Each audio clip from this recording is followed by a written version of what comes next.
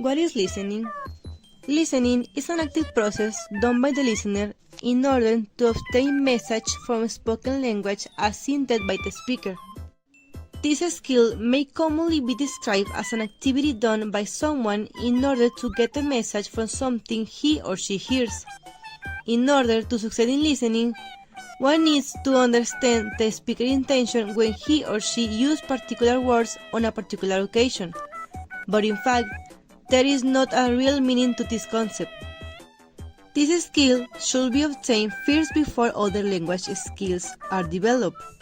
Without having substantial skill of listening, it might be hard for the person to engage in communication with others. Practicing listening also improves your speaking skills, such as intonation, pronunciation, as well as expanding your vocabulary. In this skill, the listener plays a very active role in constructing the overall message that is exchanged between the listener and the speaker. For example, if the listener doesn't pay attention or doesn't understand the speaker, the message between them will not be constructed. Listening in a second or foreign language situation, however, requires considerable efforts as the listener might not have considerable amount of linguistic resources. But this doesn't mean that listening in the mother tongue is not difficult. For example, two native speakers who have different lexicon try to speak. The one with a lower lexicon will have to make more effort to understand the other's message. When we are listening, first we get the sounds and they are classified according to our knowledge of the language. Then, they pass to the short-term memory, allowing us to compare them with sounds that are already stored in our long-term memory and understand the meaning.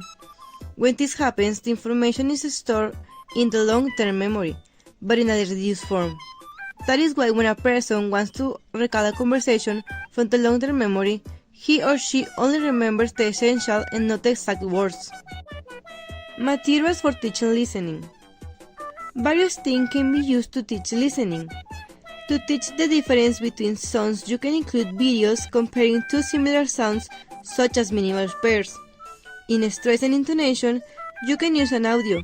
For example, one where two people are talking and the students hear how different intonation can change the intention of the same sentences.